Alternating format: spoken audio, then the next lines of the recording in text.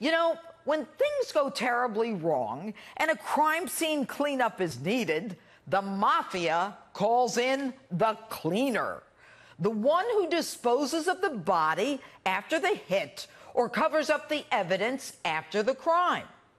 Now, in the movie Pulp Fiction, the cleaner brought in to dispose of the corpse is Harvey Keitel.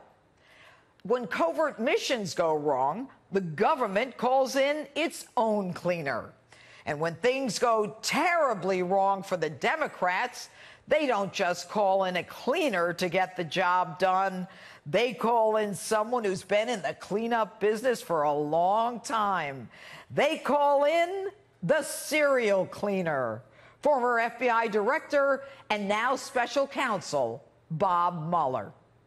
Now, the latest details this week of a continuing cover-up by the Trump-hating deep state, as if we needed further proof that Donald Trump was being framed, was evidence that Bruce Ohr, the fourth highest-ranking DOJ official, back-channeled forbidden information to the Department of Justice. So after Christopher Steele is terminated by the FBI, or ignores his own rules of his department, and he meets with Steele to peddle his fraudulent dossier to justice. The intent? Clearly, to tee up a special counsel investigation. And the amazing thing is that Bruce Ohr had absolutely nothing to do with Trump-Russia collusion investigation. Yet after Donald Trump gets elected, he inserts himself into Trump-Russia to get Steele in on the Mueller team. Bob, aren't you embarrassed by this whole fiasco around you? You actually have a 70-year-old man, Paul Manafort, put in solitary confinement 23 hours a day on a 2007 tax case having nothing to do with Donald Trump or Russia collusion because you're trying to get him to rat on the President of the United States. And you're panicking now, Bob, because Donald Trump's legal team doesn't want him to talk to your team of Trump haters. I mean, come on. Everybody on your team hates the president. But what I don't get, Bob, is how you can sit there under this sanctimonious veil as if you're a holier-than-thou and not be investigating the real crime that keeps jumping out at you and us every week.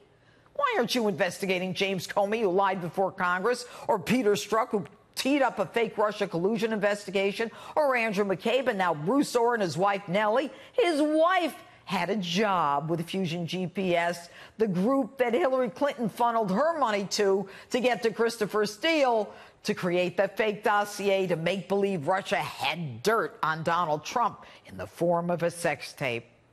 So here we have Bruce Ohr, who's not just violating the law, he's not even disclosing his wife is working for the agency, paying for the dossier. Bob, are you stupid? But your credentials as a government serial cleaner are really good. They're etched in the record. You testified after 4 Americans are killed in Benghazi to cover for Hillary Clinton's incompetence. Bob, why would you say the FBI couldn't get to Benghazi in time? It took 2 or 3 weeks. They needed someone who would say the FBI couldn't get to Benghazi since it was way too dangerous. Bob, honestly, you look and sound like a fool. CNN and just about every newspaper in the country, in the world, got there. They made it there, but the FBI couldn't. Hey, I get it. A good cleaner, Bob, wants the crime scene as trampled as possible. But you know, Bob, we're all getting tired of this. And this all comes down to your effort to get Donald Trump indicted, and you are panicking. You got nothing. And talk of subpoenaing him is ridiculous.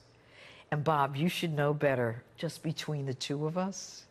When you were subpoenaed in the Whitey Bulger disaster in Boston, and your Justice Department argued that you were just too busy fighting terrorism to talk about 1980s Boston.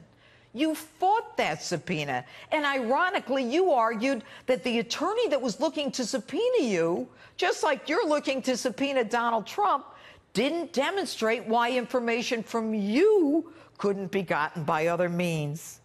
And now ain't that a hoot, Bob? When you were the head of the FBI, it had just over 28,000 employees back then. And you claim you were too busy to testify? Well, how about this? Donald Trump is too busy fighting terrorism for over 320 million Americans and protecting us, and he doesn't have time for you and your nonsense subpoena either. What's good for the goose is good for the gander. And that's my open.